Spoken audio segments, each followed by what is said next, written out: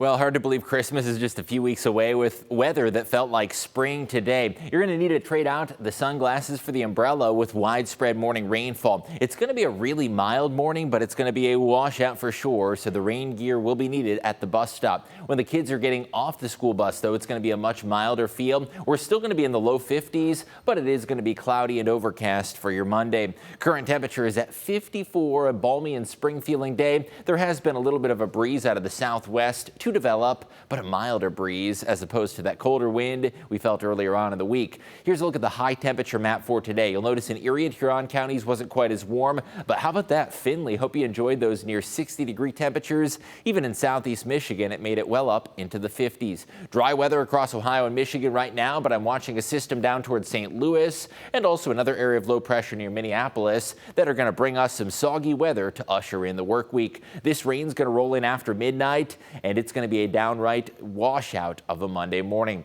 So when does the rain arrive? Let's break down the timing. Evening plans are a go tonight. By midnight, a few isolated sprinkles will be possible. You can follow along on the timestamp there as we set the clock into motion and help you plan for the start of that work week. If you're a light sleeper, you may hear some of these raindrops on the rooftop. Early risers are going to have a very damp look out the window when you're waking up.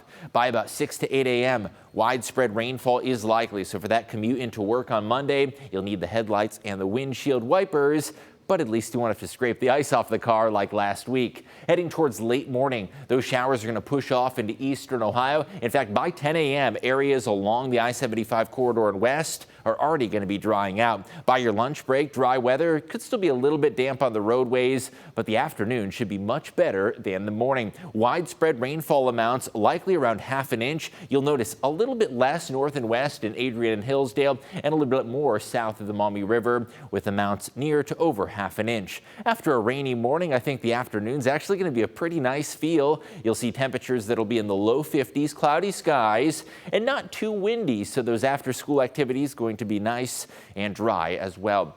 Here's the hour-by-hour temperature forecast. Starting off the day incredibly mild. The afternoon temperatures climb to the lower 50s. South of Toledo like Tiffin and Upper Sandusky could even get closer to the mid-50s. Tuesday we drop about 10 degrees, but then a taste of winter returns Wednesday and into Thursday for our gift of joy at the WTOL 11 studios.